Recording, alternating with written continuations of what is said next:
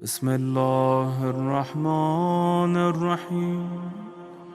سب سے بڑا ہتھیار جو خدا نے دیا ہے وہ عقل کا ہتھیار ہے کہ اس نیٹ ورک کی جہاں سے فیڈنگ ہوتی ہے وہ کیا ہے؟ عقل اور حکمت ہے، عدالت ہے۔ کہ ہم نے کسی بھی صاحب عقل بندے کو کہو کہ قاتل اور مقتول برابر ہیں، کہے گا نہیں۔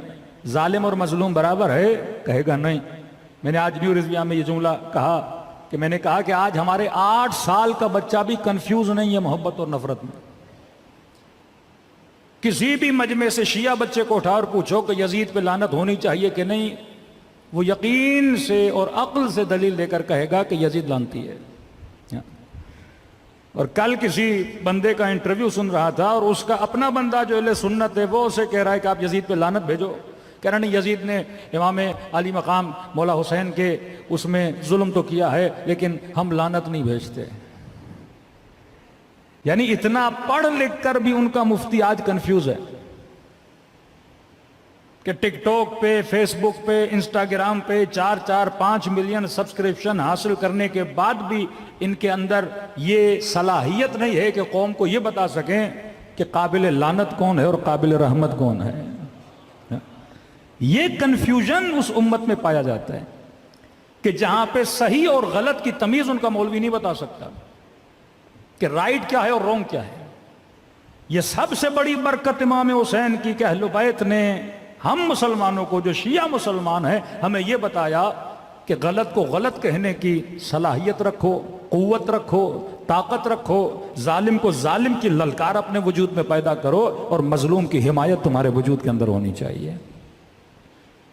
اور یہی ہمت کربلا تھی کہ آج بھی اسرائیل کے مقابلے میں اگر ڈٹ کے کوئی کھڑا ہے، علی کا چاہنے والا کھڑا ہے۔ آج بھی استعمار کے مقابلے میں اگر کوئی ڈٹ کے کھڑا ہے، یہ کوئی دو رائے نہیں ہے، کسی سے جا کے پوچھ لیجئے کہ آج حماس کا لیڈر اگر کسی کا شکریہ ادا کرتا ہے تو وہ سید علی کا شکریہ ادا کرتا ہے، سید حسن کا شکریہ ادا کرتا ہے کہ یہ ہمارے ساتھ کھڑے رہے۔ یہ حوصلہ، یہ ٹریننگ ان نسلوں کو کہاں سے ملی؟ یہ فلسفہ کربلا سے ملی۔ تبھی اس فلسفے میں اتنی اٹریکشن ہے، کیونکہ یہ فیڈ لیتا ہے۔ میں نے کل بھی کہا نوجوان اس کو گرافک سے بنا سکتے ہیں، نیٹ ورک آف اہل البیت۔ اس نیٹ ورک کو چلانے والے اہل البیت اور قرآن جہاں سے فیڈ لے رہا ہے وہ عقل اور حکمت۔ اس نیٹ ورک کا قانون امر بالمعروف نہی عن المنکر۔ اس نیٹ ورک کے افراد کا آپس میں رشتہ، محبت اور بغض، ان کی محبت ایک، ان کا بغض ایک۔ انی سلم لمن سالمکم، ہم اور اس سے محبت کریں گے جس سے حسین نے محبت کی، ہم اور اس سے نفرت کریں گے جس سے حسین نے نفرت کی۔ جو علی کا دشمن وہ ہمارا دشمن، جو زہرا کا دشمن وہ ہمارا دشمن، جو حسن کا دشمن وہ ہمارا دشمن، جو حسین کا دشمن وہ ہمارا دشمن۔ چاہے کسی بھی حسب کا ہو، کسی بھی نسب کا ہو، کوئی بھی اس کا رشتہ ہو، ہمارا جو تعلق بنتا ہے وہ محبت اور نفرت کی بنیاد پہ بنتا ہے۔ اور فرمایا اس نیٹ ورک کا ما حصل کیا ہوگا کہ خدا تمہارے معاشروں میں عدالت کو قائم کروائے گا اور اس کے نتیجے میں ظہور امام زمانہ ہوگا۔ اس نیٹ ورک کے مقابلے میں ایک اور نیٹ ورک ہے، جیسے نیٹ ورک کے ظلم بولیں، نیٹ ورک کے طاغوت بولیں، جو بھی یہ لفظ آپ بولیں آپ بول سکتے ہیں۔ نیٹ ورک شیطان، نیٹ ورک رحمان، کہ جب مولا کا صحابی لشکر یزید کے مقابلے میں جاتا ہے تو یہی جملہ بولتا ہے کہ ہم شیعت علی ہیں اور شیعت علی لشکر رحمان ہے۔ تو شیعت ابن زیاد ہے اور ابن زیاد کا شیعہ لشکر شیطان ہے، کیونکہ اس نیٹ ورک کے اندر جو باتیں ہیں، جو اصول بنائے گئے وہ قرآن کے اصول ہیں۔ اللہ کہتا ہے میری ظالم پہ لعنت ہے، یہ کہتے ہم یزید پہ نہیں بھیجیں گے۔ اللہ کہتا ہے میری جھوٹے پہ لعنت ہے، یہ کہتے ہم نہیں بھیجیں گے۔ اللہ کہتا ہے من قتل نفسا بغیر نفس او فساد فی الارض فکأنما قتل الناس جميعا، جس نے ایک بندے کو قتل کیا گویا پوری کائنات کو قتل کیا، یہ کہتے نہیں ہے ہم قاتل پہ لعنت نہیں بھیجیں گے۔ ذہنوں کو فری، یہی وجہ ہے کہ نسلیں بھاگ رہی ہیں۔ مرزا جیسے باغی بندے ان میں پیدا ہو رہے ہیں، ہمدرد جیسے لوگ ان میں پیدا ہو رہے ہیں، قادری جیسے لوگ ان کے اندر پیدا ہو رہے ہیں، کیونکہ انسان کا نا ہر قوم کو بیدار ہونے دو کہ ہر قوم پکارے گی ہمارے ہیں حسین۔ یہ بیداری کس کی بیداری؟ یہ فکر کی بیداری ہے۔ آپ کب تک فکروں کو زنجیر لگا کے بیٹھ کے رہو گے؟ بالآخر یہ سوشل میڈیا کا زمانہ ہے، لیکن تھوڑا سا میں آپ کو پیچھے لے جاؤں، کیا کیا امام زین العابدین نے اور کیا کیا دشمن اہل بیت علیہ الصلوۃ والسلام نے؟ صلوات پڑھے محمد و آل محمد۔ سب سے بڑا کام جو کل ہم نے عرض کیا کہ امام زین العابدین اس خفقان کے زمانے میں پہلا کام یہ کیا کہ سب سے زیادہ امام نے غلام خریدے اور بیچے، کہ جن کا عدد 50,000 کے قریب آتا ہے۔ ایک تو امام نے اس غلامی والے اصول کو اس معاشرے میں توڑا کہ رسول خدا کو یہ پسند نہیں تھا کہ عرب میں انسان کو خریدا اور بیچا جائے۔ انہوں نے مفتی بٹھائے، مولوی بٹھائے، قوانین بنائے تاکہ یہ بزنس چلتا رہے۔ امام نے اس بزنس کو ختم کیا، کیونکہ عمر کے زمانے کے بعد سب سے زیادہ فتوحات اسلامی ہوئی، پھر 20 سال معاویہ کا زمانہ۔ جب فتوحات اسلامی ہوئی تو روم سے غلام، ایران سے غلام، مصر سے غلام، بھرمار تھی غلاموں کی۔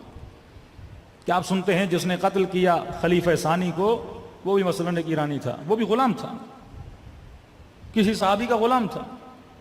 اور یہ غلام جب اس معاشرے میں آتے تھے، ایسا نہیں کہ ان پڑھ ہوتے تھے۔ خود فیروز جس نے جناب عمر پہ وار کیا، یہ انجینئر تھا، یعنی جب اس معاشرے سے آتے تھے یہ پڑھے لکھے لوگ تھے، لیکن یہاں ان کو جھاڑو دلواتے تھے، یہاں ان سے کام کرواتے تھے، تو غلاموں میں ایک احساس کمتری پیدا ہوتا تھا۔ امام نے سب سے پہلے ان نئے آنے والے مسلمانوں کو خریدا۔ کہ آپ پھر دیکھتے ہیں 7ویں امام کے زمانے میں ایک بندہ اہواز سے آ رہا ہے، 11ویں امام کے زمانے میں ایک بندہ قم سے آ رہا ہے، کہ وہ ہمارے معصومین قم تک نہیں گئے، ہمارے معصومین اہواز تک نہیں گئے، لیکن ایک شیعہ اہواز سے آ رہا ہے، ایک شیعہ قم سے آ رہا ہے۔ دور دراز علاقوں میں، کیونکہ یہ غلام وہیں سے آئے تھے، امام خریدتے تھے، بندہ غلام تھا۔ آج میرا غلام ہے، میں نے فلاں کو بیچا، فلاں اس نے بیچا، ان کی پوری زندگی غلامی میں گزر جاتی تھی۔ ایک تو امام نے غلامی کے کنسیپٹ کو، اس معاشرے کی لعنت کو ختم کرنے کے لیے 50,000 کے قریب، جب غلام کہتے تھے علی ابن الحسین آپ کو غلام کی ضرورت نہیں، آپ پھر بھی خرید رہے ہو، مولا کہتے تھے میں خرید نہیں رہا، میں اس کو آزاد کرنے کے لیے اپنے پاس لا رہا ہوں۔ 1 سال سے زیادہ کسی غلام کو نہیں رکھا، 50,000 کے قریب غلام خریدے، آزاد کیے۔ یہی روش امام حسن کی تھی، یہی روش امام حسین کی تھی، یہی روش امیر المومنین کی تھی، اور یہی روش رسول خدا کی تھی کہ بلال کو خریدا اور آزاد کر دیا۔ کئی ایسے غلام خریدتے تھے، آزاد کرتے۔ جناب جون غلام امام حسین ہے، امام حسین نے اسے کب کا آزاد کر دیا تھا، لیکن تربیت اہل بیت میں رہنے کے بعد یہ جانے کے لیے تیار نہیں ہوتے تھے۔ آپ بارہا سنتے ہو کہ اسی غلام نے کل واقعہ سنایا کہ دعا کی کہ پروردگارہ زندگی تب تک پسند تھی جب تک زین العابدین کے پاس تھا، لیکن اب زندگی نہیں پسند۔ اس فقیر کا آپ واقعہ سنتے ہو کہ جب کہتا ہے 3 دن گزر گئے، میرا دوست مجھے کھانے کھلانے کے لیے نہیں آیا۔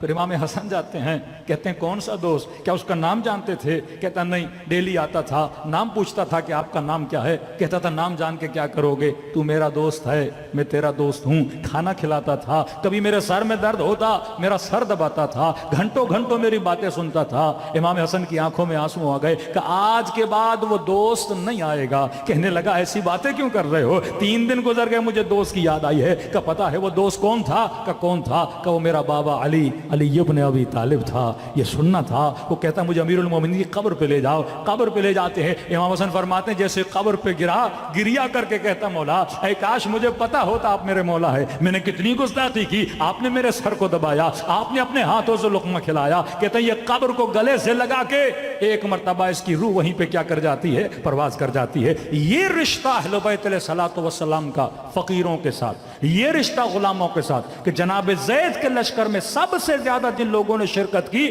وہ امام زین العابدین کے آزاد کردہ غلاموں کی شرکت تھی۔ دوسرا سب سے بڑا کام جس کی طرف توجہ کم جاتی ہے وہ ہے امام زین العابدین کی دعائیں۔ قرآن کی آیت ہے نا، خدا یہود کے لیے کہتا ہے کہ لعنہم اللہ، خدا نے ان پہ لعنت کی، یہودیوں کو کہتا ہے۔ کیوں لعنت کی؟ کیونکہ انہوں نے اللہ کے عہد کو توڑا۔ جب بندہ کہتا ہے نا اشہد ان لا الہ الا اللہ، یہ عہد ہے، میثاق ہے پروردگار عالم کے ساتھ۔ اشہد ان محمد رسول اللہ، یہ میثاق ہے رسول خدا کے ساتھ۔ کہا انہوں نے عہد توڑا، موسیٰ کے ساتھ جو وعدہ کیا وعدے کو توڑا۔ وعدے کے توڑنے کے نتیجے میں اللہ کہتا ہے میں نے ان پہ لعنت بھیجی۔ لعنت بھیجنے کے نتیجے میں اللہ کہتا ہے ان کے دل قسی ہو گئے۔ وہ معاشرہ جس نے رسول کے ساتھ کیا ہو وعدہ توڑ دیا، وہ چاہے غدیر کا وعدہ ہو، وہ چاہے مودت اہل بیت کا وعدہ ہو، نتیجہ وہی ہے۔ اللہ کی سنت بدلتی نہیں۔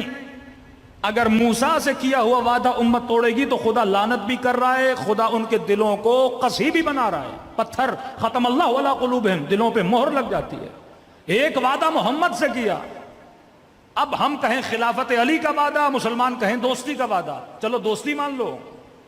ایک وعدہ مودت کا کیا کہ یا رسول اللہ ہم آپ کی آل سے محبت کریں گے، لیکن امت اس وعدے کو توڑتی ہے، نبی کی بیٹی کو تکلیف دیتی ہے، حسن کے جنازے پہ تیر چلاتی ہے، حسین کے گلے کو سرزمین کربلا پہ کاٹتی ہے۔ نتیجہ کیا؟ لعنت تو آئی ان کے اوپر، لیکن نتیجتاً دل کیا ہو گئے؟ قسی ہو گئے۔ دل جب نرم ہوتے ہیں تب جا کے ہدایت ملتی ہے۔ اب امام زین العابدین ایک ایسے معاشرے میں قاسیۃ القلوب، ایک ایسا معاشرہ ہے جو قسی القلب معاشرہ ہے، اس معاشرے کو زین العابدین ہدایت کیسے دیں؟ کربلا کے میدان میں تبلیغ کرنے والا کوئی عام مولوی نہیں، حسین ابن علی ہیں، کتنے خطبے امام حسین نے کربلا میں، لیکن اثر نہیں ہو رہا ان کے دلوں پہ، کیونکہ وعدہ توڑا ہوا ہے، دل قسی ہو چکے ہیں۔ امام زین العابدین اس معاشرے کی اصلاح کیسے؟ غلاموں کو لا کے اصلاح کر رہے ہیں، کیونکہ یہ غلام ہے، قاسیت القلوب نہیں ہے، نیا مسلمان ہے، اسے اسلام کا نہیں پتا، اس کی ہدایت تو امام کے لیے آسان ہے کیونکہ دل نرم ہے، زین العابدین کی باتوں کا اس کے دل پہ اثر ہوگا۔ لیکن اہل مدینہ جن کو حسین پکارتے رہے، بلاتے رہے، امام حسین کی مدد کے لیے نہیں گئے، اہل مکہ امام حسین کے لیے مدد کے لیے نہیں گئے، فرزند رسول حل من ناصرین کی آواز دیتے رہے، مدد کے لیے نہیں گئے، دل قسی۔ اب دل نرم کیسے ہوگا؟ دل نرم ہوتا ہے توبہ سے، دل نرم ہوتا ہے آنسوؤں سے۔ یہ ذکر حسین کیوں ضروری ہے، غم حسین کیوں ضروری ہے؟ کہ امام حسین نہیں چاہتے ان کے شیعوں کے دل سخت ہو جائیں، تبھی اتنی روایتیں ہیں، رو رلاؤ، مجھے دنیا کا ایک مکتب دکھاؤ جن کے پاس اتنے آنسو ہیں جتنے حسینیوں کے پاس ہیں۔ یہ دنیا کی واحد قوم ہے جو رونے میں بھی خوش ہوتی ہے، مس کرتی ہے کہ امام حسین پہ میں نے رونا ہے، اس رونے میں اس کو لذت و سکون ملتا ہے۔ ساری قوموں کے پاس علم ہے، قلم ہے، جہاد ہے، توبہ کے آنسو ہیں، لیکن کسی قوم کے پاس غم حسین کا آنسو نہیں ہے۔ یہ صرف خدا نے آپ کو دیا ہے تاکہ ہمارے دل کیا نہ ہو جائیں، قسی نہ ہو جائیں۔ اتنی دعائیں پڑھی تاکہ ان کے دلوں کو کیا کیا جائے؟ نرم۔ یہ ٹریننگ دے رہے ہیں امام زین العابدین۔ کبھی بازار میں جاتے ہیں، مجمع میں، تاکہ لوگ روئیں، ان کے دل نرم ہوں۔ یہ روئیں گے نہیں تو ان کو ہدایت کیسے ملے گی؟ اے کسائی بتا، تو نے حیوان کو ذبح کرنے سے پہلے پانی پلایا تھا؟ کیوں ضرورت ہے سوال کرنے کی مولا؟ اور بیچ بازار میں جا کے سوال کر رہے ہیں۔ کوئی دوسرا امام آپ کو نظر آتا ہے کہ وضو کرتے ہوئے روئے، کسی جوان کی شادی میں جائے روئے، کسی چھوٹی بچی کو دیکھے روئے،